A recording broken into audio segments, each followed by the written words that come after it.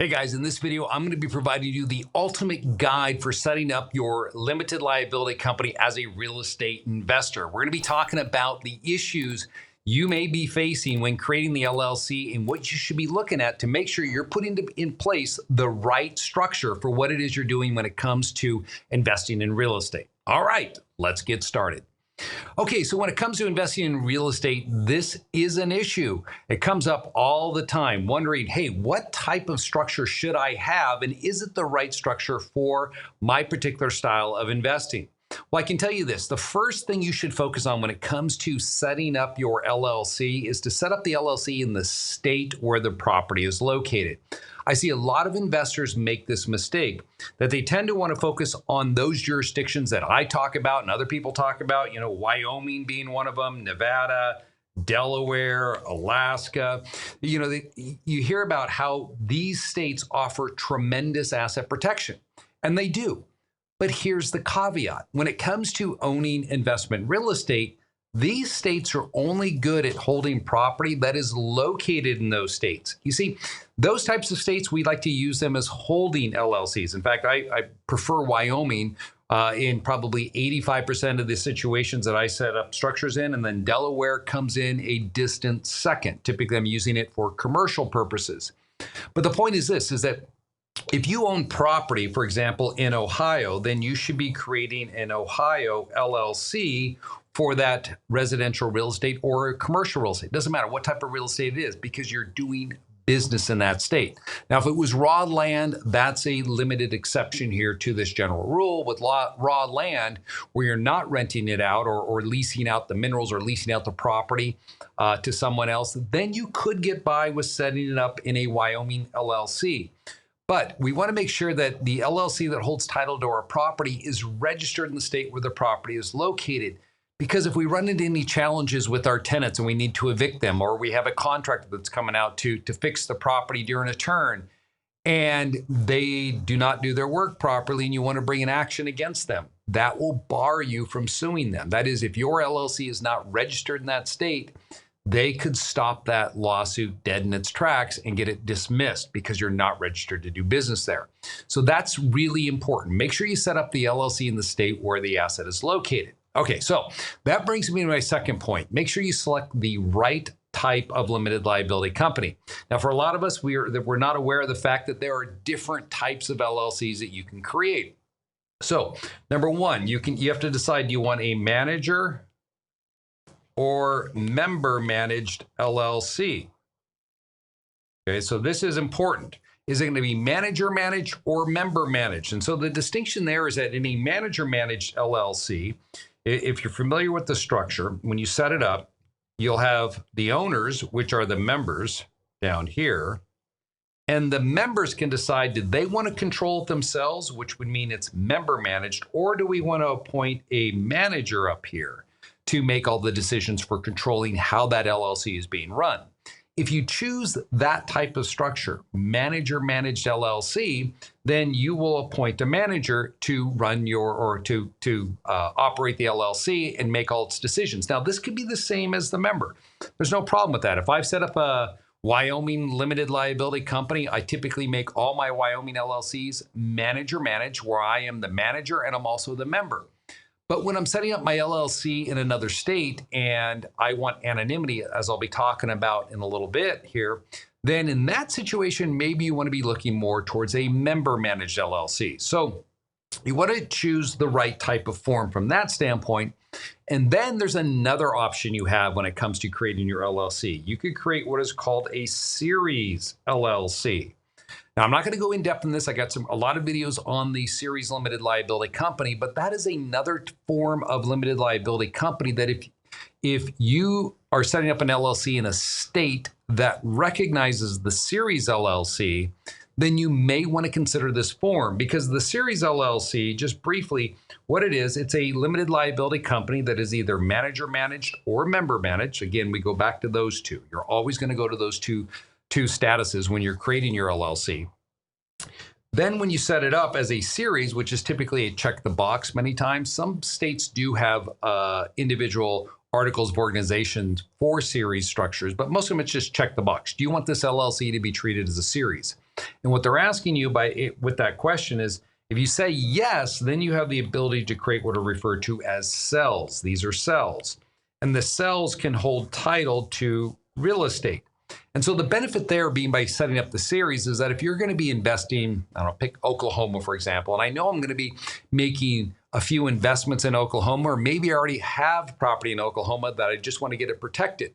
Well, then the series might be a more economical form of asset protection versus creating multiple LLCs in Oklahoma to protect that property. So that's another option you have. You want to make sure that you choose the right type of structure for that. And that's where the series may come in.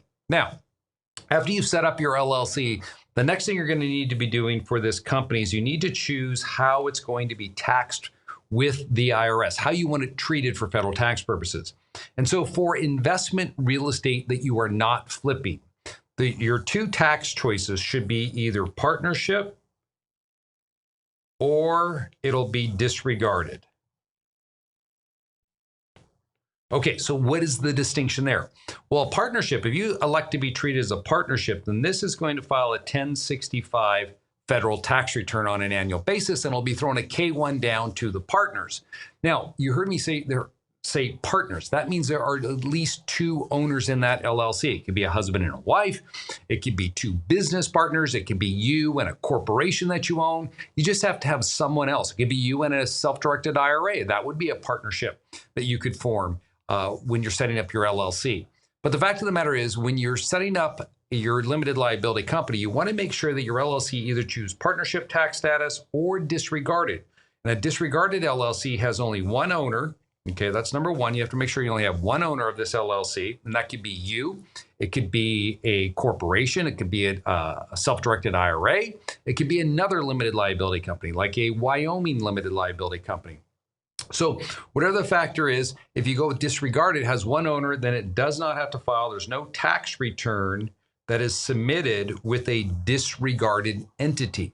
So this is really good when you're setting up your LLCs. If you know you're going to be creating multiple LLCs, or if you're creating that series LLC and those cells, well, then make it all disregarded. So those LLCs independently do not have to file a tax return. You can avoid a substantial amount of annual tax filings when you choose that tax status. But what you do not want to do is choose this LLC to be treated as a C corporation or an S corporation. Now, if you're flipping property, then yes, choose that. But for investment real estate, it's either partnership or disregarded status for this. And the reason why you want to go down this road is because you want to ensure that all the benefits from owning rental real estate, namely the ability to qualify for rep status, or if it's short-term rental and material participation, you still have access to those tax benefits.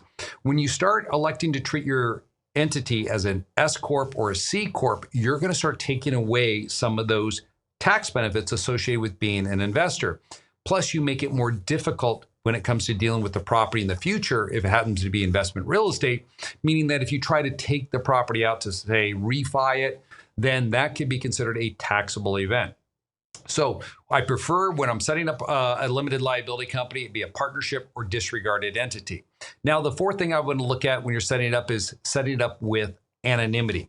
I really think that most LLCs, if they're should be set up like this, where you create your LLC and it's owned by an existing Wyoming LLC down here. Now, what does this provide you? It ensures that when you set up your Wyoming LLC, because Wyoming doesn't collect any information on the members or managers, we set this one up as manager managed.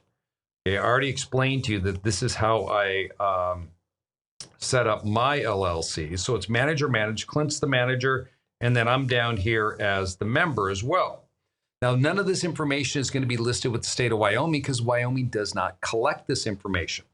But when I set up my state-specific entity, let's say this is an Idaho LLC.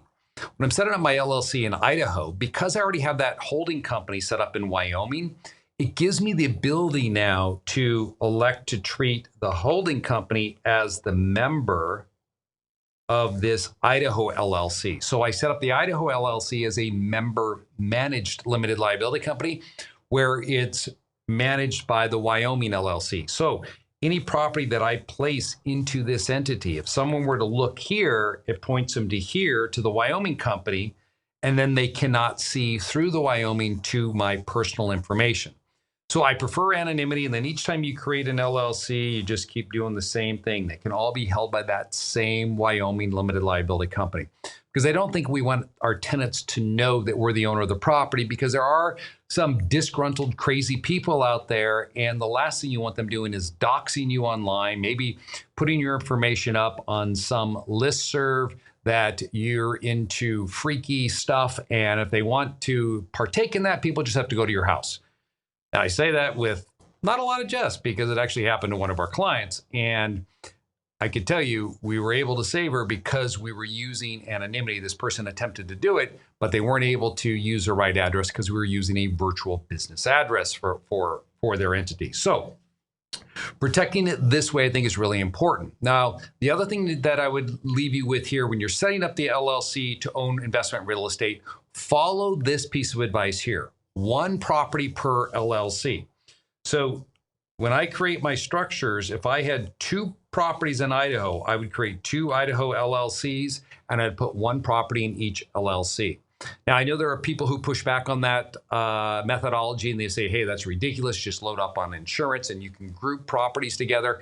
I used to be one of those myself many years ago. When I first started out, I would tell people to group properties in an LLC. But then I realized that by giving that advice, I'm relying upon an insurance company to protect me. And after I started seeing clients make claims and get denied on their insurance because the type of claim that they were making was not covered under their policy, I realized this was a real problem. That when it comes to investing in real estate, we do it for cash flow, and that's what we should be focused on, is that protecting that cash flow at all costs.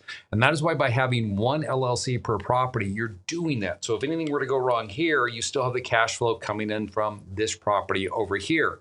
And so you continue to build it out that way. Now, there is a point where you can have, 15 properties, you have 15 LLCs set up. Then you can start grouping because you're able to take on more risk.